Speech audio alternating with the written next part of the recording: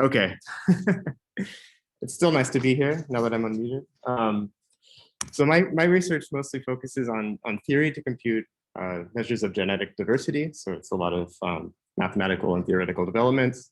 I also focus on methods to estimate those same diversity statistics from data, and then I combine those in computational approaches for learning about demographic history and evolutionary processes. So today I'm going to be talking about one particular project that I started as a postdoc that I'm continuing to work on, and that's to build demographic models for human history of the more distant past. So specifically to learn about deep human history, kind of thinking about hundreds of thousands of years ago, and learn about human origins using genetic data. So when we think about early human evolution, there are kind of some recurring questions that I think come to mind quite often. And one of those is just where and when did our species emerge? So when and where did, quote, modern Homo sapiens evolve? How were early Homo sapiens populations structured? Thinking long before more recent expansions of humans around the globe. And what were the relationships and contacts between different hominin lineages over time? So not just our own lineage, but thinking about other hominin lineages, when and where and how often did these kind of diverged lineages come into contact and mate and kind of leave that imprint on in the genetics of generations to come. So long before there was really any genetic data to kind of take a stab at these questions, it was really in the field of anthropology and archaeology where they were kind of trying to grapple with these questions of early history. And what the fossil record shows is that there was continuing hominin presence within Africa for many millions of years. And then up to 1.7, 1.8, maybe 2 million years, there's evidence of human presence across Eurasia.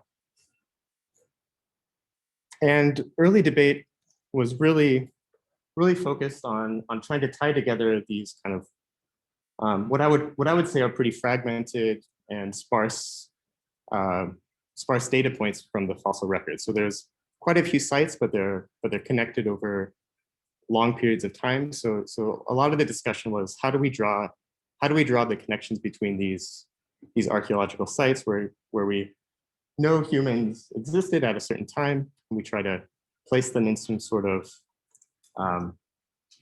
tree of hominin evolution and tie the connections together. And for many decades, the debate was really focused on kind of two competing hypotheses.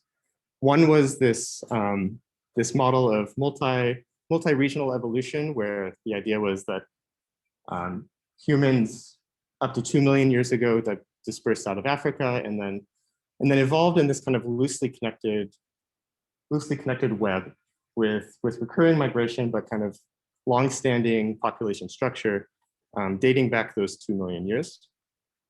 And the other competing hypothesis was that there was a recent human origin where maybe within the last 50 or 100,000 years, Homo sapiens kind of expanded out of Africa and mostly replaced other hominin lineages that existed before.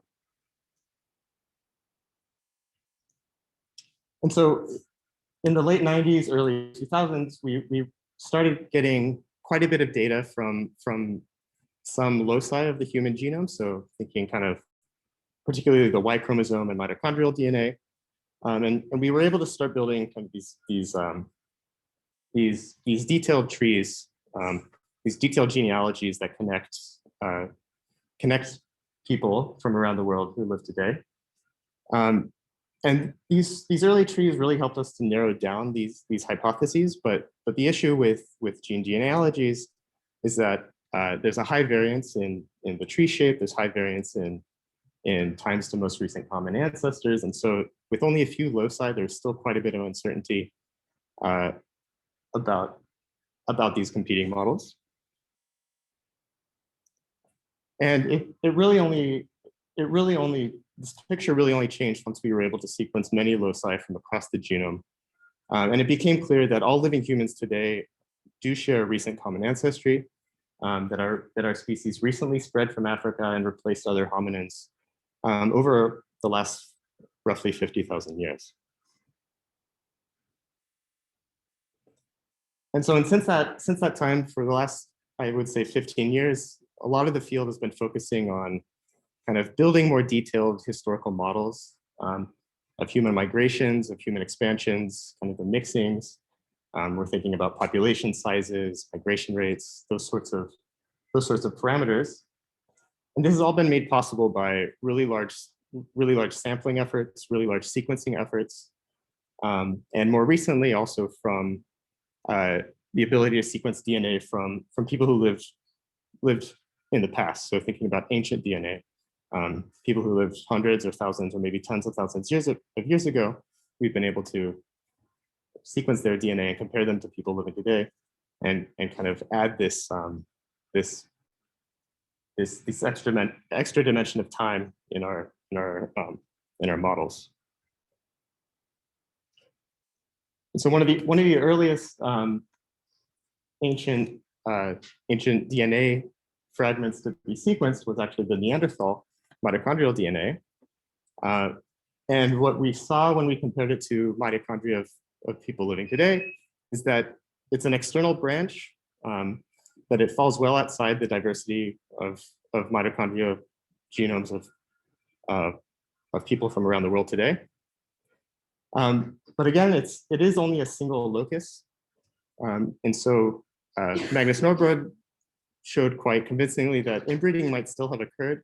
And then by chance, the Neanderthal mitochondrial DNA could have been lost in the ancestors of modern humans. And so even with just one locus, it's not enough to really resolve these questions about hominin contacts with Neanderthals.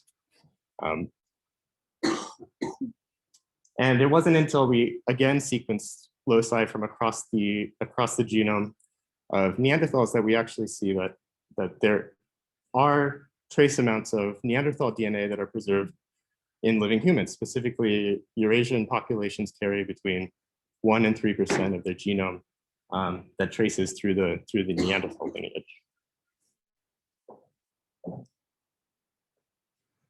And it's not just in this, we're not just learning about kind of the connections between humans and these other hominin lineages. We're also learning about how other hominin lineages met and mated and exchanged DNA. And so there's kind of been this explosion in kind of our understanding of how frequent and how common contact was between these diverse hominin lineages. And it's kind of changed our picture from thinking about replacement and more about mixing and contact, and kind of I think it paints a much richer picture of kind of, I guess, how humans actually live and how humans expanded and you know what they did when they found other people who they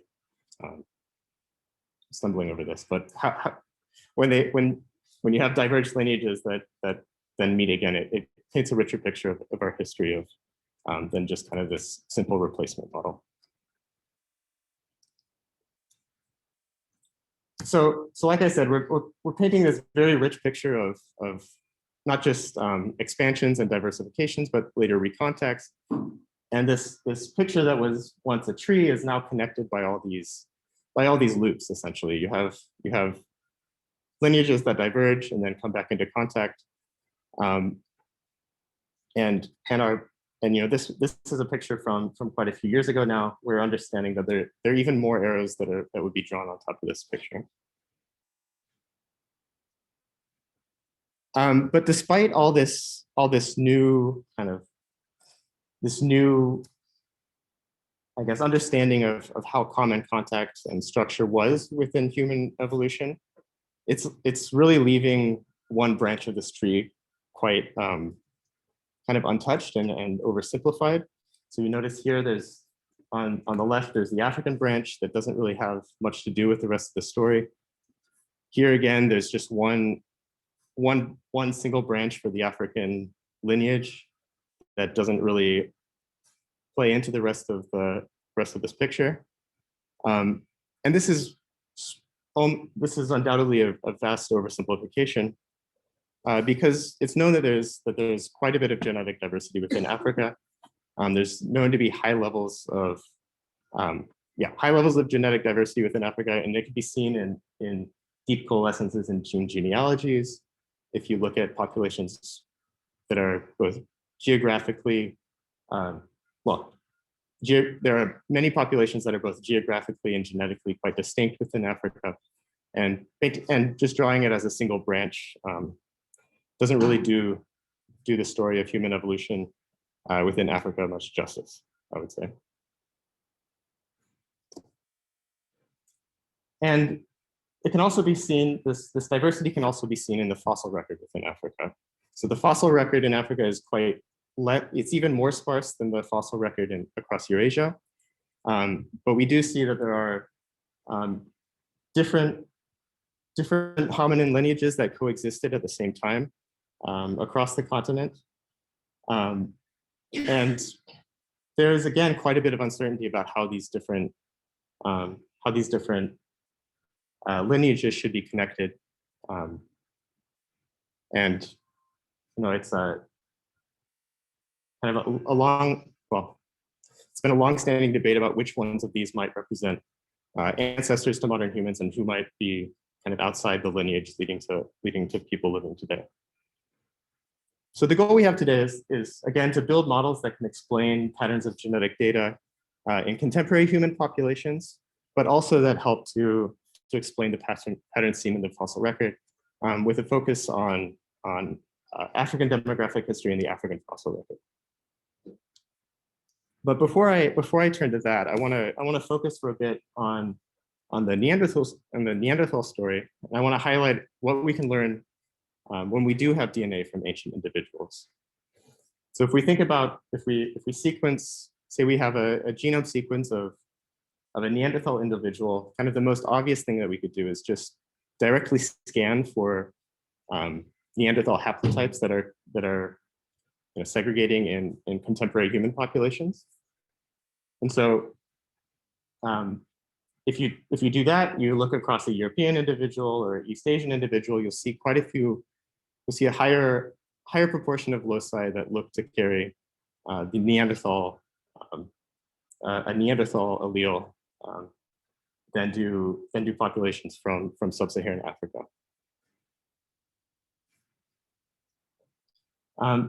And alternatively, instead of just picking out individual haplotypes that are carried by modern individuals, we can use genome-wide diversity statistics to infer kind of the average contributions of Neanderthal ancestry into different populations. So kind of this very simple sketch that I've drawn on the left here, the kind of a very simple tree. If we have an arrow that joins the Neanderthal to the Eurasian branch with some positive fraction of admixture, then on average, we would expect Eurasian genomes to look slightly more similar to Neanderthals than the African genomes. And this could be measured by simple statistics for genetic differentiation between populations. And so one of the kind of most common statistics to look at these sorts of scenarios are called Fstatistics.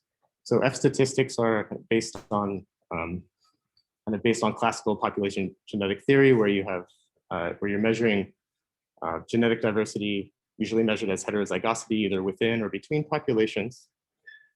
And so they really measure kind of how allele frequencies are correlated between populations, or between more than two populations.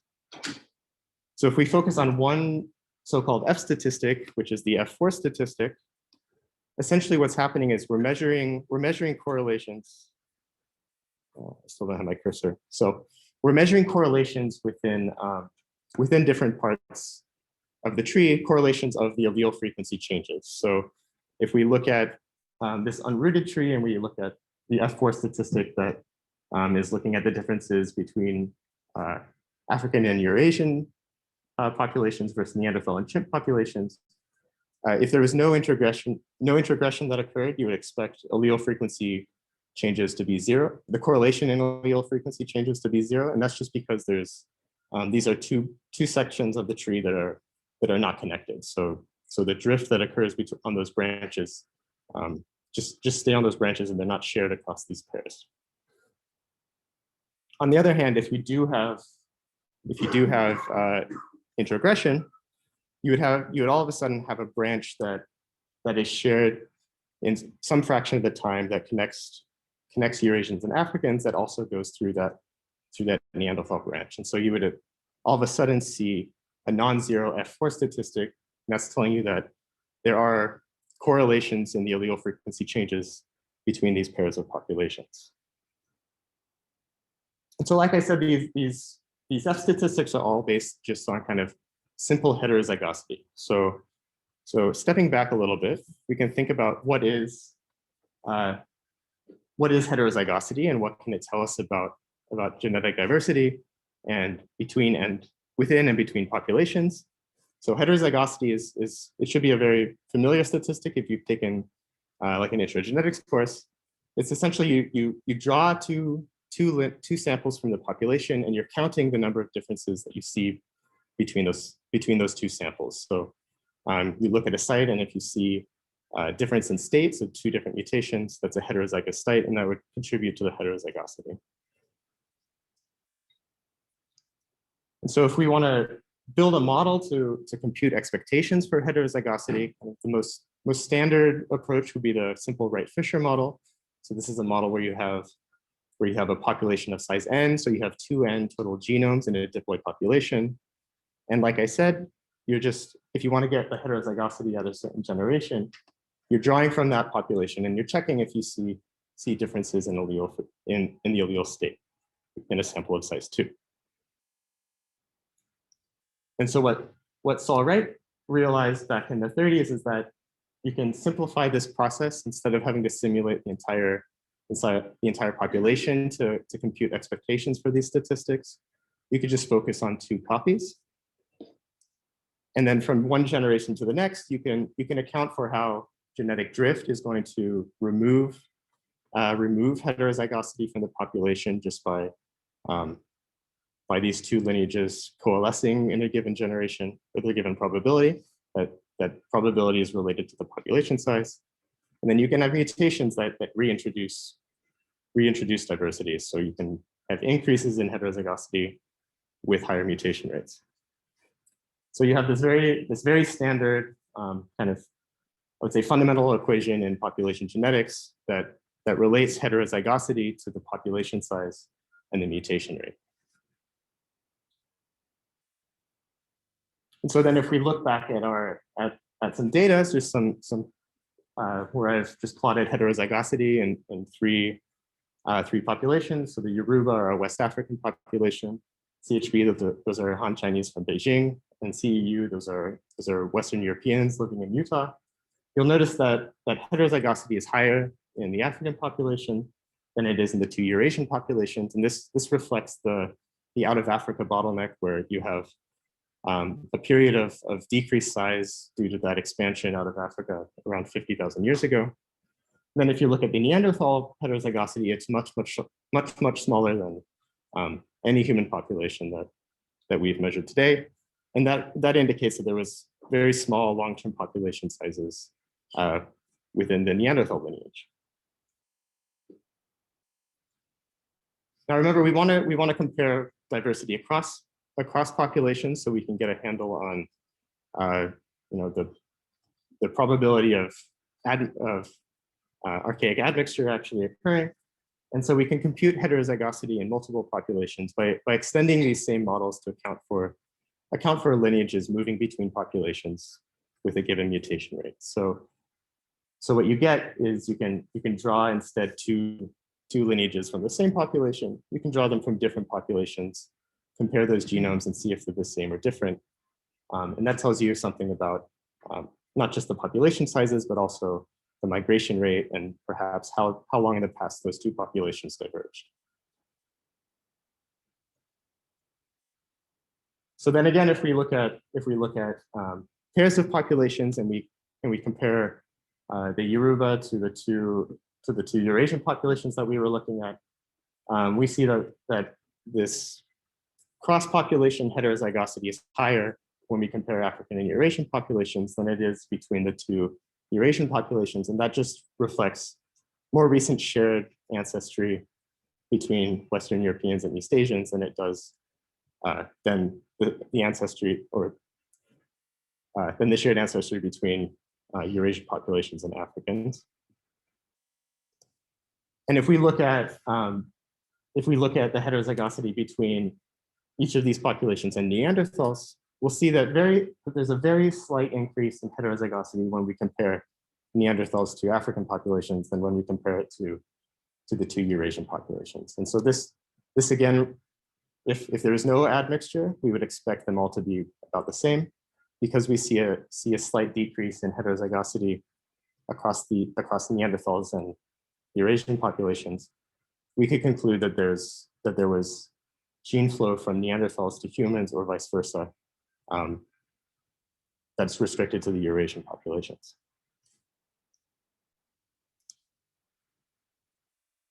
And so by fitting these expected heterozygosities in the form of those F4 statistics to the observed data in humans and Neanderthals and other hominin lineages that we have data for, such as the Denisovans, we can estimate that the historical admixture proportion is about 1 to 3% for most non-African populations. And so there's I won't go into much more detail about this, but there's a very nice review that came out very recently if you're interested in diving into these sorts of questions a bit more.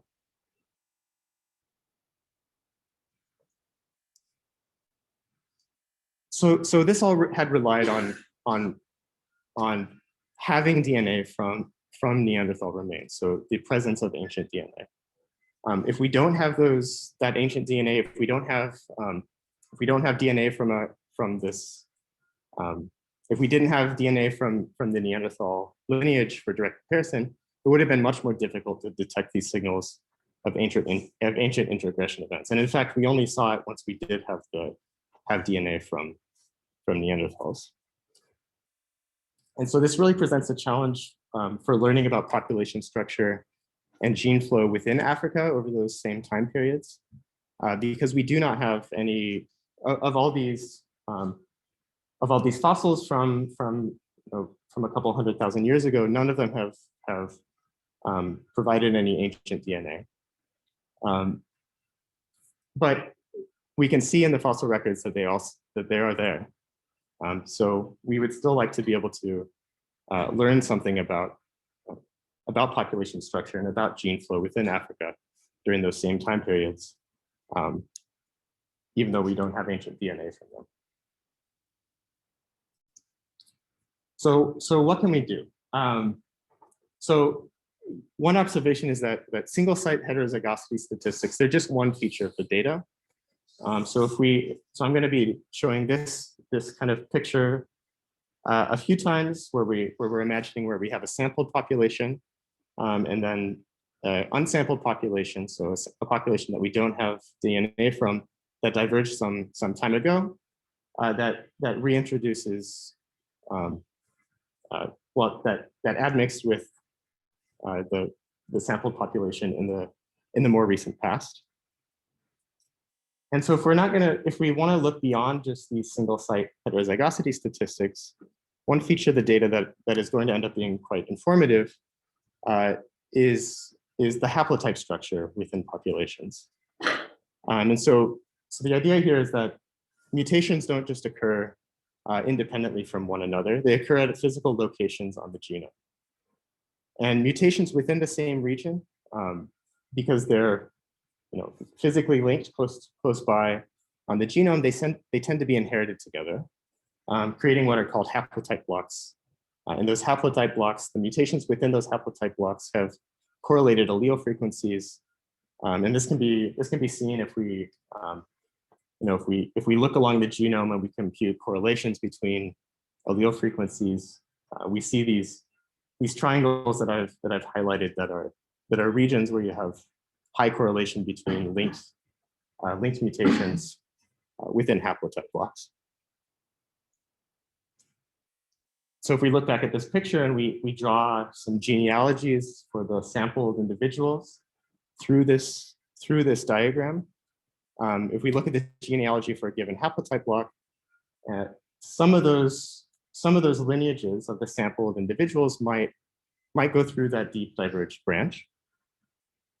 And so mutations fall on top of this genealogy. So when we sample individuals today, we see those mutations that occurred in the tree that connects those samples. And then if we look at the sequences of those haplotype blocks, what we're going to see is that those two individuals on the right that have their ancestry go through the unsampled population, they're going to have all those mutations that fall in the same. They're going to carry all those mutations, and those mutations are not going to fall on the other within the other individuals that we've sampled. So you're going to see a bunch of mutations that fall on the same haplotypes, and they look quite distinct from the rest of the samples that we have from that population. So what ends up happening is that we get these kind of distinct patterns of haplotype structure when you have introgression events, and these haplotype structures can be characterized by linkage disequilibrium, which I'll talk about in a moment. And so the goal here is we want to model this process so that we can kind of learn about those introgression events from these patterns of haplotype data. Right, so it leaves distinct patterns of linkage disequilibrium. So what is linkage disequilibrium? So linkage disequilibrium is kind of a confusing term that I think nobody in genetics likes, but everybody is stuck to use. And it just means it's the correlation between linked loci. And so these correlations are really, they're broken down by recombination during meiosis. And so that's why two mutations that fall very close together within a genome, there's low chance of recombination breaking them up, and that's what creates those haplotype blocks. So if you have higher rates of recombination, it's going to lead to lower correlations between pairs that are more distant. So what this might look like is if we sample some chromosomes from the population, we look at pairs of mutations, we have a recombination rate separating them, and we can characterize this correlation using, for example, the standard covariance measure of LD between the alleles at these two loci.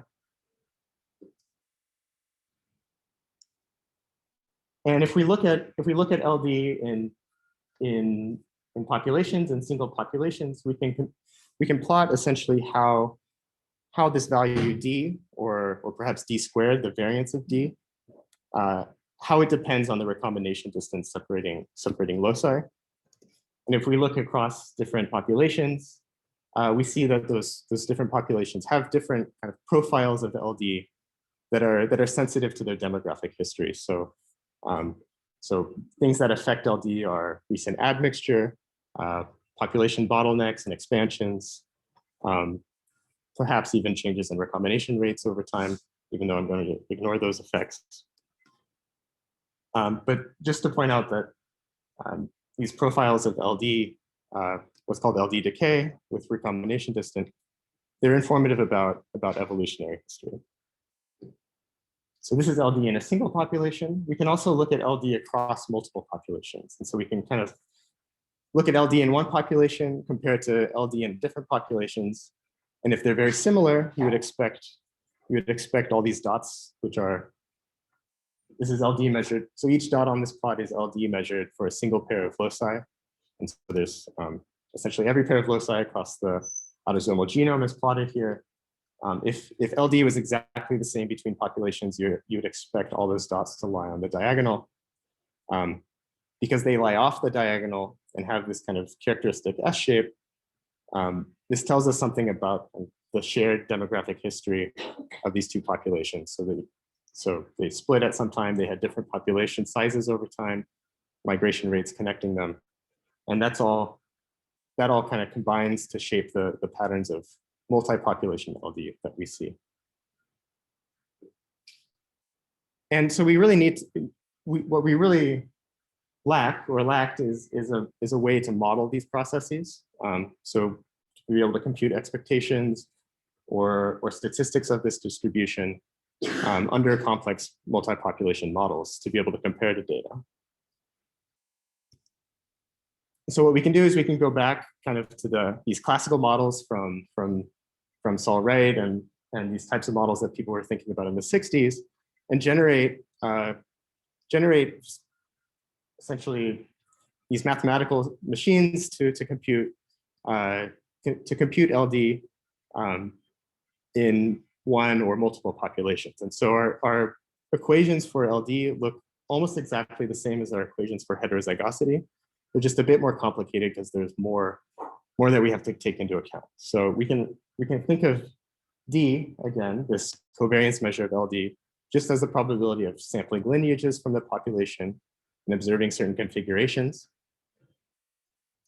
And so this means that we can draw the same sorts of pictures that Saul Wright drew back in the 30s to compute heterozygosity. So we can again count for drift events that cause LD to decay over time. We can also account for recombination events. Recombination also causes LD to decay over time. And we see here, just like with heterozygosity, that we have expected levels of LD in a population depending on the population size and the recombination rate, and not including in this equation also mutation rate in the population. And also, just like the heterozygosity equations, we can extend these equations to multiple populations. So we can account for migration of lineages across populations. So we can compute statistics such as LD within populations, but also how LD is expected to covary across populations. So for example, the spread of LD off the diagonal in this joint population plot.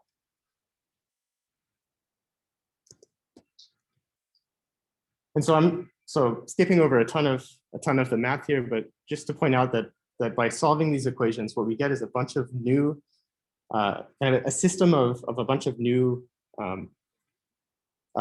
statistics to describe different features of LD across multiple populations. So we again get D squared, so that's the variance of LD. We get di.dj, so that's the covariance of LD across populations, and then a bunch of these other statistics that depend on allele frequencies within the population.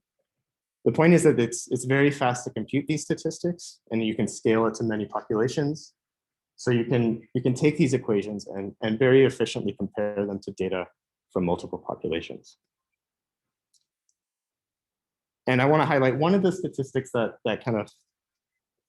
popped out. So the one in the middle here, this D times 1 minus 2P times 1 minus 2Q.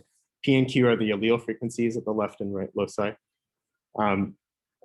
It's going to end up being very sensitive to patterns to these types of patterns of haplotype structure within the population, where you have tightly linked loci that are in high LD, but where the alleles are both rare.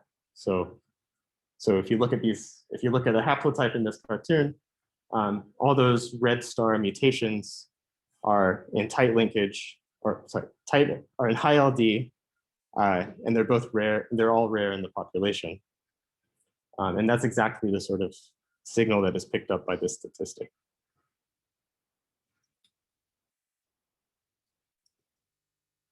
So with this in mind, the first thing that we might do is just to check if we're able to fit the kind of our standard model of human history, kind of this recent out of Africa model. If we're able to fit all these different statistics to the data, fit these different statistics using this model. So comparing these statistics from our expectations under the model to what we observe in the data, you can ask, do our models accurately predict the LD that we see? And quite nicely, for a lot of the statistics in this system, our models do a very good job. We accurately predict the patterns of the variance of D in each population, so that the total level of LD in each population. We're also doing a good job predicting the cross-population covariance of LD. But there's this statistic that just cannot be fit by our simple models of human history. And in every population that we look at, our predictions are way underestimating what we see in the data. So remember, just like I said just a moment ago, this is a statistic that's very sensitive to these patterns of haplotype configurations. And these are the haplotype configurations that are generated by archaic admixture. So we can imagine that to increase our predictions, to increase the line that is the model predictions to match the dots, which are the data, we might need to include these distant branches that diverge and then reintroduced variation from Denisovans and Neanderthals into Eurasian populations. But we also saw that this discrepancy was largest in the African population that we looked at.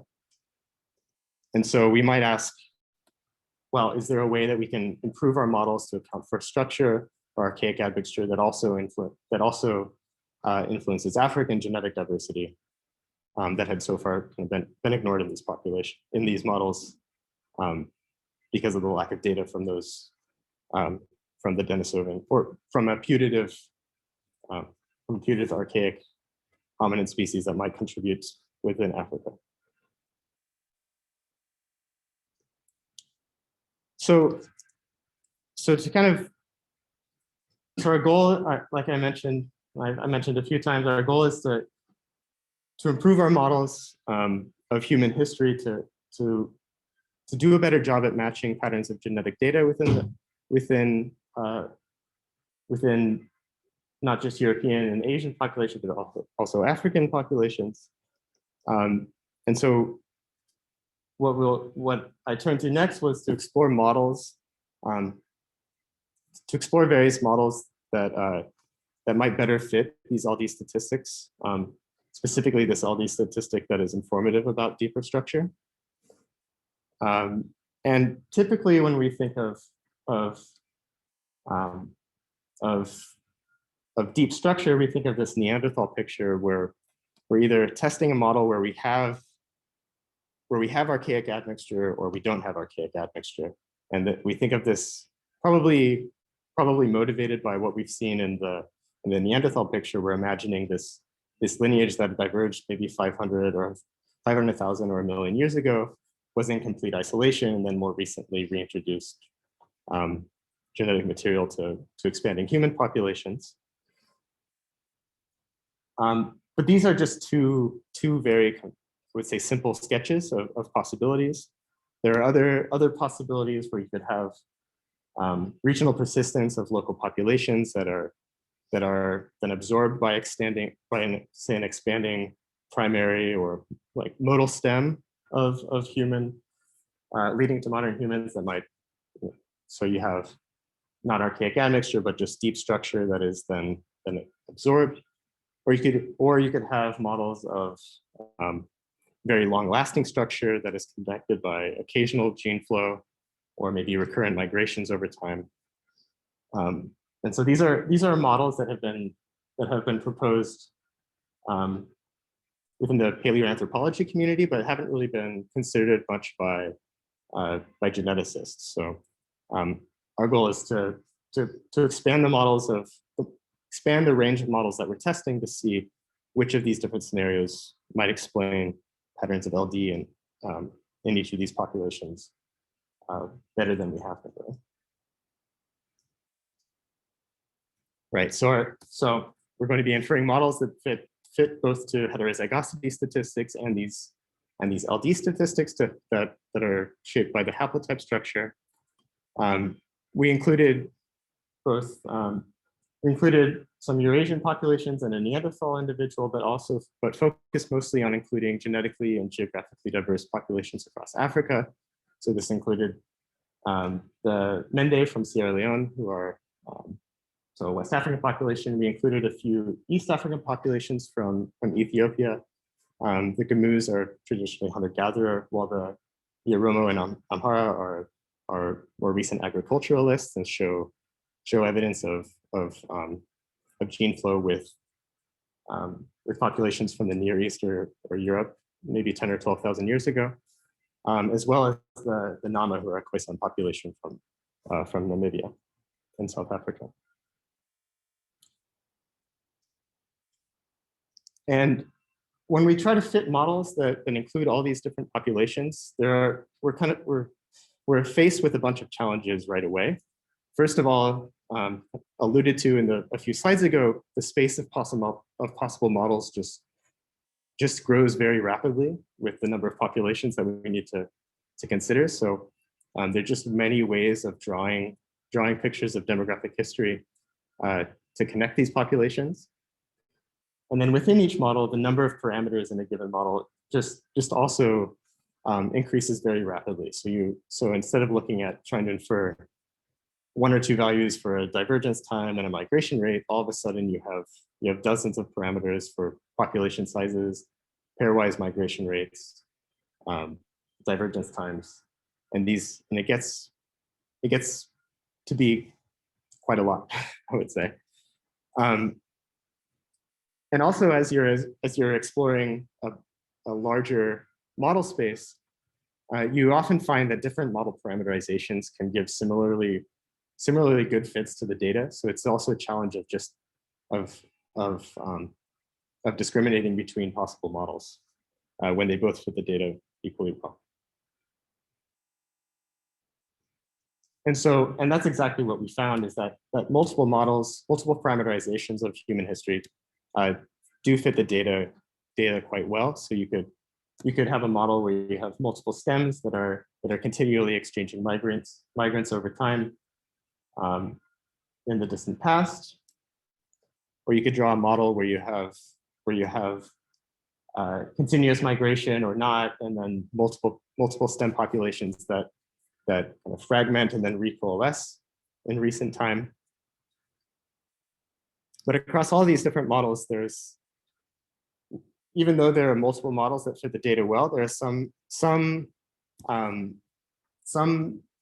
parameters or some features of the models that are consistent across models. And so we can at least say that there are some, from those consistent features, we can draw some conclusions. So for the recent history, the inferences were remarkably consistent across parameterizations. And they showed that the earliest divergences in human populations living today dated only to about 100 or 120,000 years ago.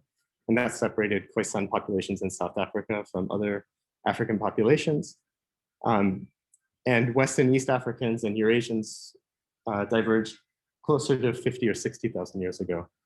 And then much more recently, in the last 10 or 12,000 years, there's been large-scale migration events and admixture that really reshuffled and combines genomes again that were diverged for the last couple tens of thousands of years. And in the distant past, we can conclude that there was at least ongoing or at least periodic gene flow between these early stem branches. And so it wasn't the case. We found it wasn't the case where there was a direct analogy with the Neanderthal branch, where there was hundreds of thousands of years of isolation before recontact.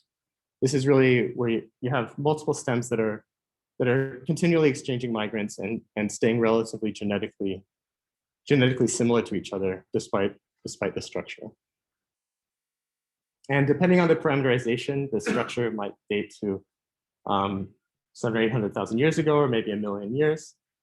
But there's a lot of uncertainty in the dates and the migration rates over these periods. The most we can really say is that there was structure and there was gene flow between this structure, but it's difficult to really nail down precise estimates of split times or migration rates beyond a couple 100,000 years ago. And kind of lastly, while structure is very long lasting, it does seem like about 120,000 years ago, there was a period of increased contact and genetic exchange. And so there was the current population structure that we see today among populations that exist now. It doesn't really map neatly onto the distant past. So you can't really draw a connection of a population living now to a population that existed 300,000 or 400,000 years ago. There's been enough reshuffling and reorganization of this structure, but the structure doesn't map cleanly onto the past. So I'll wrap up with a few caveats and a few outlooks. First is that model misspecification is a big problem here, because once you have, I think it's a problem even with simple models where it's very difficult when you're considering many populations and many possible scenarios to actually fully explore model space. So one thing we can do is we can ask how well our best fit demographic models predict other aspects of the data, so other features of the data that we didn't use to fit the models. And so when we did this with the models that we fit, we compared to, say, coalescent rate estimates, or a comparison to different features of the data like the site frequency spectrum. We found that our models do a pretty good job of predicting these at least semi-independent features of the data. And we can use these models to also to predict or to make predictions about population, about genetic diversity and genetic structure over time. So while population structure, I think, is the norm in the history of our species, like I said, this structure is not continuous, and this reshuffling that takes place really does decay the amount of present-day genetic differentiation that can be attributed to the differences between branches that existed in the past. So notice on the x-axis by 100,000 years ago, most of the differentiation that we see among populations today doesn't, the differentiation between the stem branches beyond 100,000 years don't contribute to those patterns that we see today.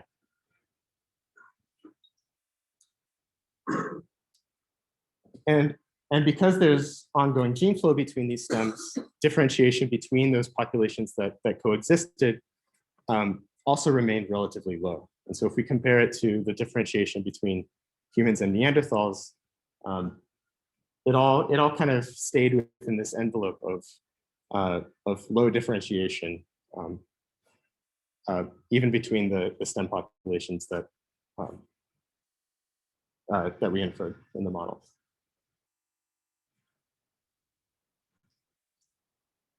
Okay, so I'll wrap up with a few conclusions. So first, I would say that classical population genetics theory is still quite relevant to analyzing modern genomic data. So we can take these models from the 60s, extend them a little bit, and then find that we can take those models and learn something new about evolutionary history from modern data. So by using these combined LD and diversity statistics, we're able to have increased power to infer models of early human population structure. And this is even when we don't have ancient DNA from those periods. And a main conclusion is that early human populations were structured, but they were connected by ongoing or recurrent gene flow that made genetic similarity between the stems that lead to modern humans. And genetics, of course, is just one feature of the data. So this is less of a conclusion and more of a looking forward, so sort of an outlook. There's other features of the data, right? There's archaeology, there's fossil morphology and distribution. You can reconstruct the climate history of these regions over time.